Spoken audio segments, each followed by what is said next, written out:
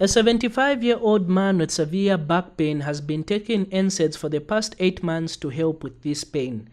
He then presents to you with a peptic ulcer disease. Explain how this presentation comes about. This question is pretty interesting. We have a patient that has been taking NSAIDs for a given amount of time, and another thing to factor into is his age. So an example of these NSAIDs would be drugs like aspirin, ibuprofen, diclofenac. All in all, these drugs have led to the patient having a peptic ulcer disease. So we need to look at how these drugs are relieving pain and how ultimately with the chronic use of them, it can lead to a patient having a peptic ulcer disease. And for this, we'll need to understand what's happening with pain. So when we're looking at pain, we are starting with arachidonic acid, which will then lead to the formation of prostaglandins. I'm just abbreviating it as PGs. Now, these prostaglandins that are produced, they are different types. All in all, they are being mediated by this enzyme that is known as cyclooxygenase, or COX, either COX-1 or COX-2. So these prostaglandins that are then produced will then have the body react or respond through things like pain, a fever or increased body temperature, swelling, the basic hallmarks of inflammation. So already we can see that if we are to inhibit cyclooxygenase, if we are to inhibit COX, it means that we won't have prostaglandins being formed. And if we don't have prostaglandins being formed, the patient is not going to experience pain amongst different other things. In this case, remember that this patient had severe back pain. So we've inhibited COX. It means that there's no prostaglandins. With no prostaglandins, it means there's no pain. This is how NSAIDs work. NSAIDs are working by inhibiting COX. Now, when we're looking at the prostaglandins, like I said, there are different prostaglandins that are being formed. Again, it will depend on whether COX-1 was used or COX-2 was used.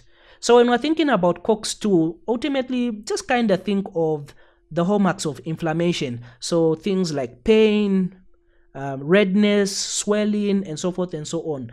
When we're dealing with COX-1, think about things like mucus production in the stomach. Think of bicarbonate being produced in the stomach. Think about blood flow to the kidneys, and think about bleeding tendencies. So just to kind of sideline, this is why it's ill-advised for a patient with bleeding tendencies to take things like NSAIDs.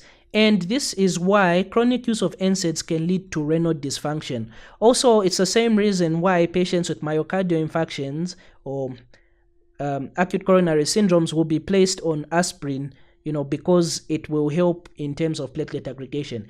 Anyway, for now, what we are interested in is the mucus production in the stomach and the bicarbonate in the stomach.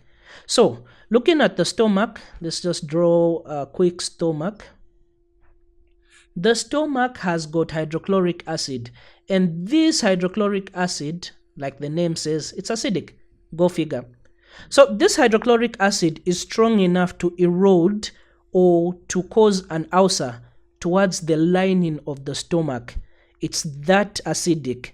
So the body has got a protective layer or mechanism through the production of mucus, which is lining the walls of the stomach. Apart from mucus, remember that there's also bicarbonate which is produced.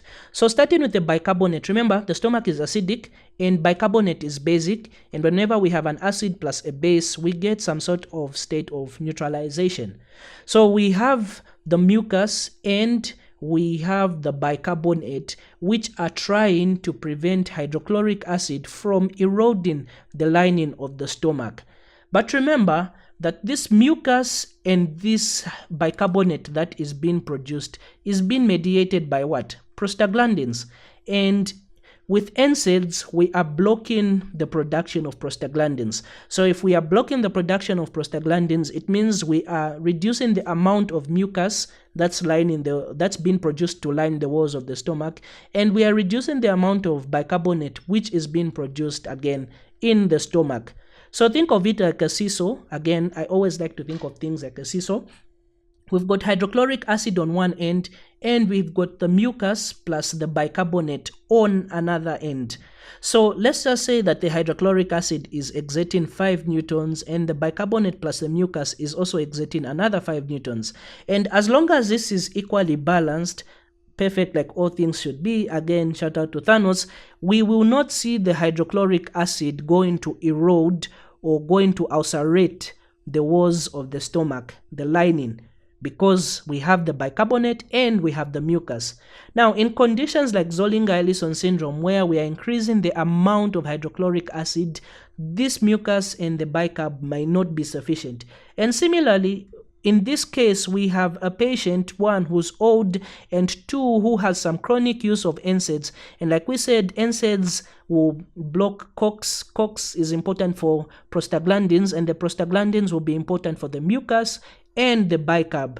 So to kind of draw the seesaw, we'll have a situation where we've got the hydrochloric acid, again exerting 5 newtons, whilst we've got the mucus plus the bicarb, which is, let's say in this case, it's exerting 2 newtons. So this seesaw is not balanced.